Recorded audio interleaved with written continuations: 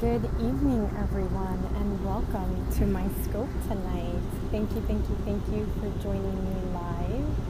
And I am so excited to be joining you today. Welcome, Miracles Within Us. I'm excited to be joining you today as I travel to Washington, D.C. for a staff retreat. So I am in transit, and thank you for all the hearts. Thank you for sharing on Facebook and Twitter. I invite you to share with your friends, invite them to join us tonight, as this is going to be a special topic. Thank you for joining Zoraida and everyone else. So tonight's topic is going to be, hi everyone. Thank you for joining. I was thinking about what to talk about tonight, and one of the things that I went back, hi Medina, hola chica, you are absolutely glowing tonight. Thank you so much. It's definitely the glow from the train. So I was looking back at some of the comments that you all have made on our Periscopes, and really I saw a frequently asked questions come up, right? Some of the basic questions around sexuality and sex that come up that we might not know the answers to, that might really have us with a hang up or something like that. And today, feel free to ask any questions that you have. So this is going to be an interactional. So I'd love for you all to ask any questions that you have just in the back of your head that you're wondering about. But also I'm going to answer 3 questions that are very commonly asked. And hopefully, if you all have any questions on the questions I answer, this is the perfect space to do so. So thank you to everyone for joining. To all my replay viewers, thank you as well. And to my lifers, you know you have my heart. And for those of you who might be new to my scopes, my name's Denise. I'm a sexuality expert, committed to talking about what is unspoken, all of the taboos here on Periscope. The effects of stress on a couple's sex life. Yes. Oh, let's start there. Zoraida, thank you for that one. So stress can have a very deep impact on a relationship, and especially on the sex, right? So stress, every person deals with stress very differently. However, we tend to build up stress and then explode, right? And then there's this big release of stress. And when there's a lot of proximity with a partner, that is where we fall into throwing our stress at our partner, right? Like taking it out on our partner, and that can cause, can you talk loud into the mic? Yes. Can you hear me? Let me know if you can hear me better. So that can cause a lot of issues, right? And I'm gonna try to put my mic up. Okay. Thanks, better. Okay, great. So that can really cause a lot of issues. So that's the biggest thing, is making sure to check ourselves and not throw our stress onto our partner and take it out on them. They have nothing to do with it, and in fact, we should be doing the complete opposite and seeking refuge with our partner and really venting and expressing ourselves in ways that are going to de-stress us, right? That is really a healthy way to manage stress with a partner. In addition, some of the physical impacts that stress can have on a relationship include the fact that it can impact our libido. Stress hormone levels can really impact our libido, and that can have a deep impact on our sex life, right? Because if your partner is not stressed and they are desiring sexual intercourse and intimacy, and you're so stressed that your libido is completely shot, there can really be a misalignment of needs, just a breakdown in communication, a breakdown in connection, and some resentment can build up, either for you towards your partner for not understanding, or your partner towards you for not being available. So really, we want to own this, right? And have really clear communication with our partners when it comes to talking about our stress levels, right? We all go through stress, and we all need support when we're going through stress. But it's really about finding the right, way to communicate with our partner about that. Can't orgasm with partners since my rape. Faking orgasms, feel awful about it. Oh, literally great. Thank you for sharing that, because I think that is actually really true to a lot of women, whether they've been raped or not. A lot of women do fake orgasm, and orgasm can be a challenge after you've been raped. So the first thing that I would say is there's a lot of healing that needs to happen after a rape. So I invite you, I don't know what healing you have done, but definitely to continue that process, because there's definitely some blockages there. And what I'm getting is really heavy energy around this. I'm getting a lot of energy from the angels on this. I am in trauma therapy. Yeah, that's excellent, right? So you're doing something about it. That's definitely a great place to start with trauma therapy. I would also recommend that you look into other healing modalities, because those can support therapy. And I'm happy to talk to you about some of those offline. I help support people in really releasing trauma, especially things like PTSD, and rape can actually cause PTSD. So I would invite you to set up a 20-minute consultation with me, and I give those away freely. I love connecting with people and seeing how I can support them. Oh my goddess, you are a godsend. Thank you. Yes. So I will send you my calendar to Facebook so that you can book a session with me. And if anyone else is interested in booking a session, please write a comment here, and I will personally invite you to a session on my calendar. So I am. This is the first time I am offering up my calendar to you all.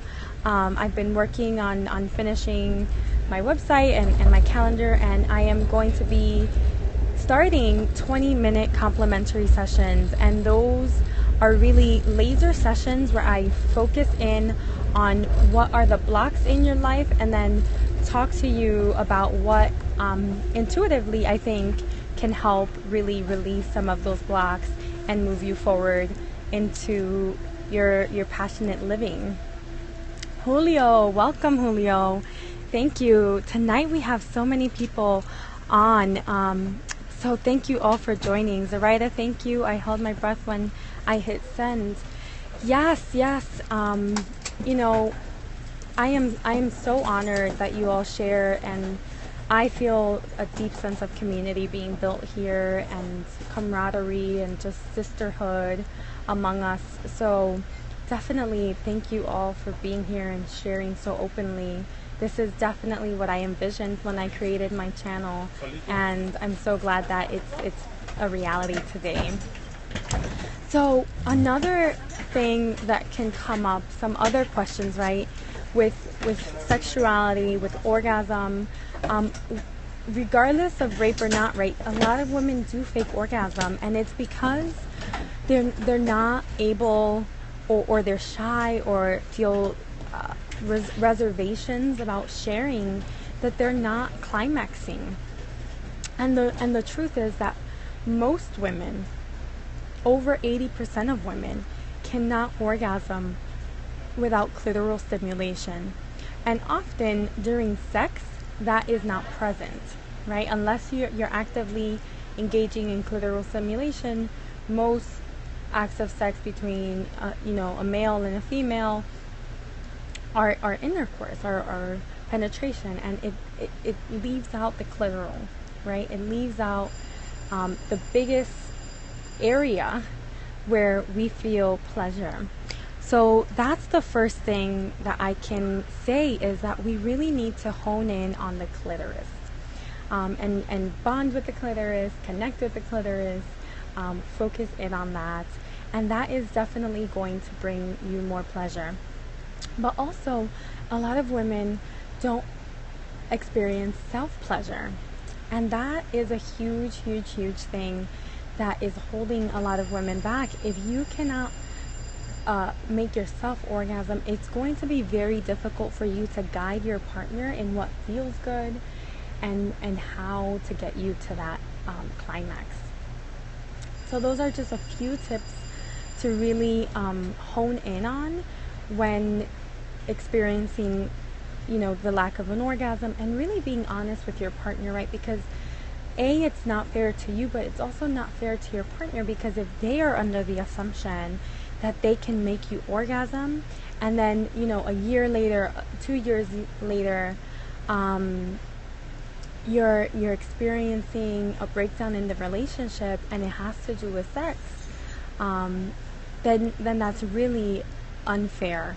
So it's almost like a self-sabotage that women fall into, because it really can be extremely damaging to a relationship, because once that sets in, once the dissatisfaction is deeply rooted, it's really hard to repair.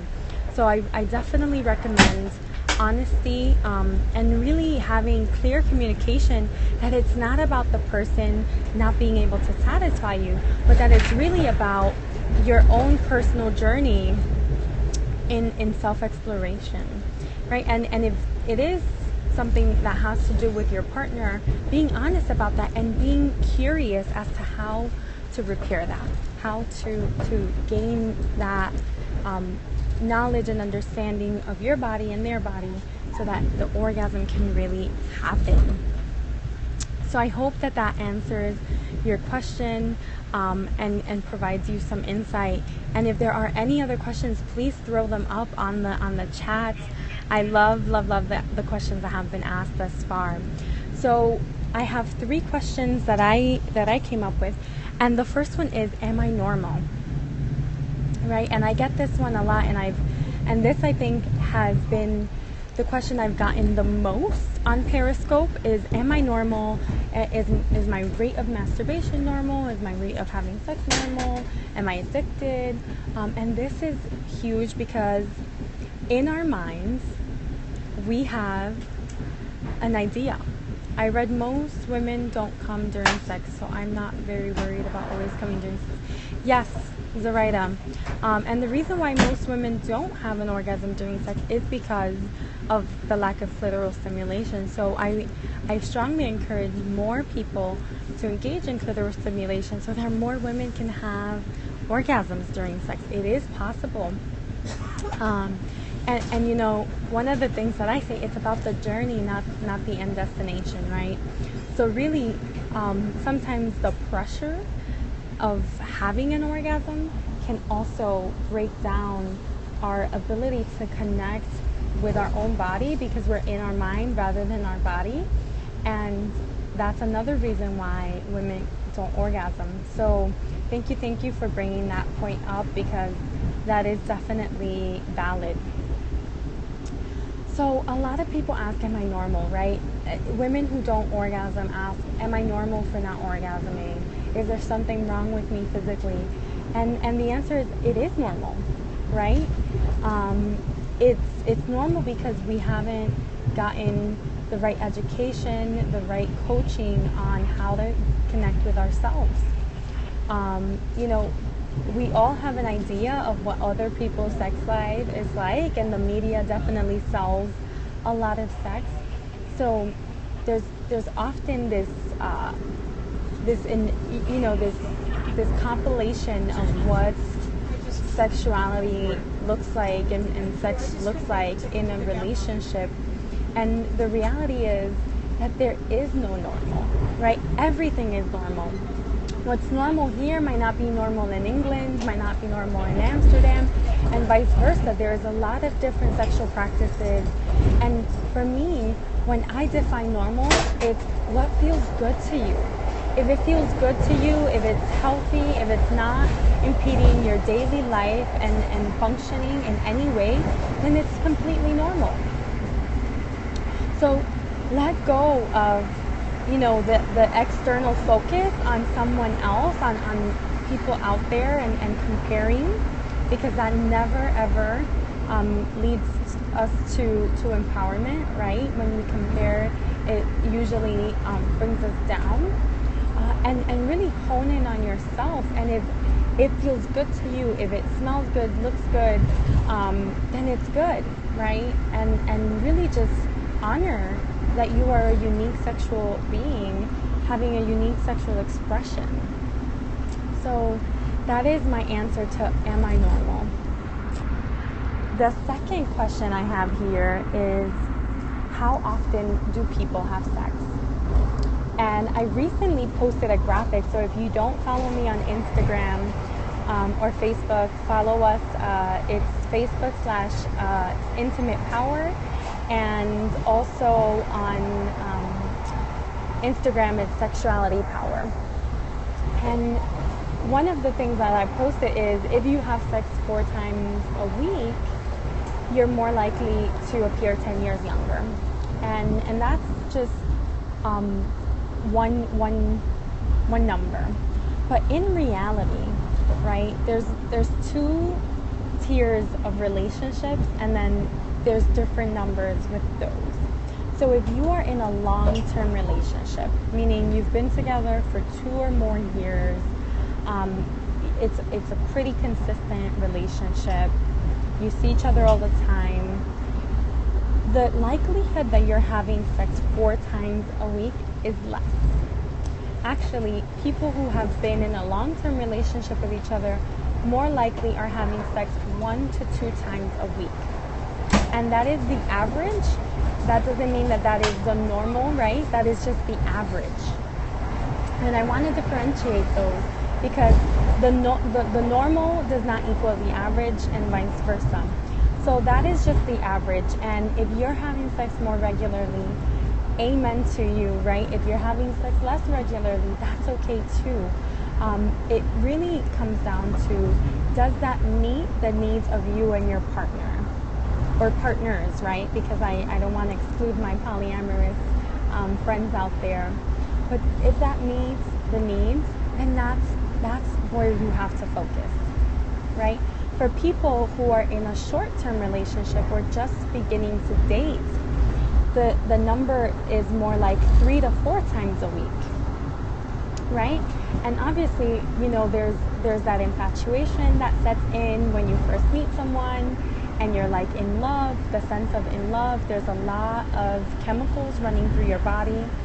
The feeling of infatuation actually feels like speed. Chemically, the chemical composition of infatuation is very comparable to speed.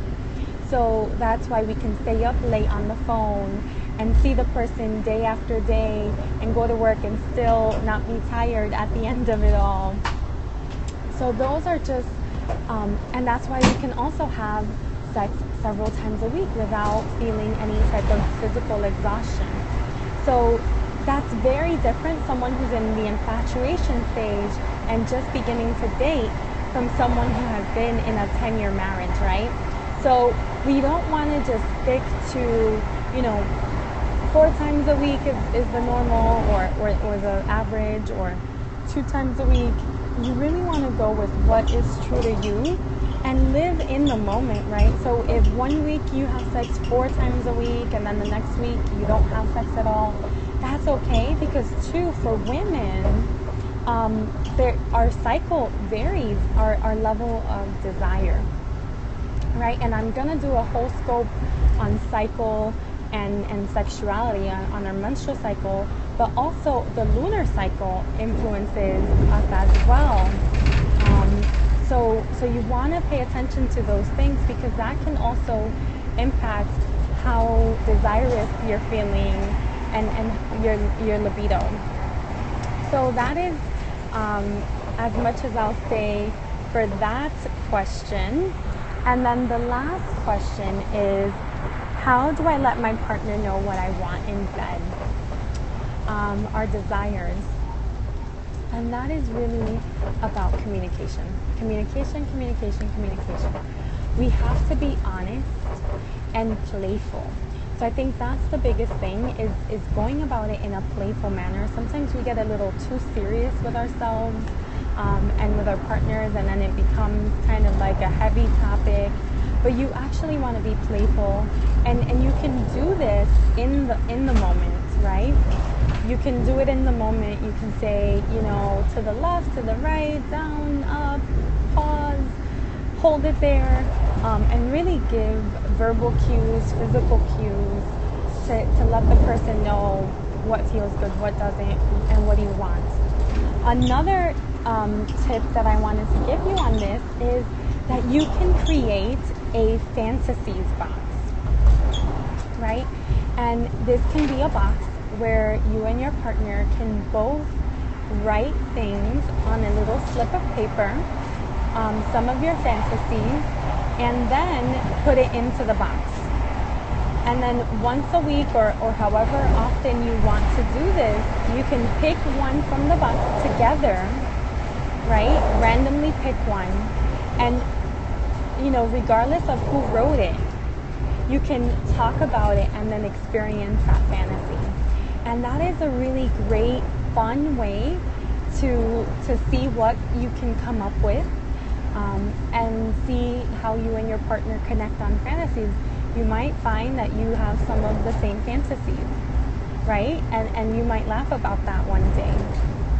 And you might find that there's some differences in fantasies, and that's okay too. The passengers on the train must be having fun listening to you. Thanks for coming on always. Yeah, I don't know. They might be sleeping, but I'm here for y'all, and I love being with you no matter where I'm at. If I have internet service, I will be on. So thank you all for being here with me as well. So those are my tips on, how to connect with our partners and some of the commonly asked questions. Thank you all for the questions that you have asked this evening. I am so honored to be here with you every single night and Monday through Friday in the morning. And until tomorrow, te amo chica. Thanks for being so open. I look forward to speaking with you. Every scope is so helpful. Thank you, Hallie. Thank you, Zoraida. Thank you, Melissa, for always being here. And thank you everyone else who has joined this evening and is to join after the live scope. So until tomorrow night or tomorrow morning, if you join me for the morning inspiration, I wish you a passionate evening. Love you all. Ciao.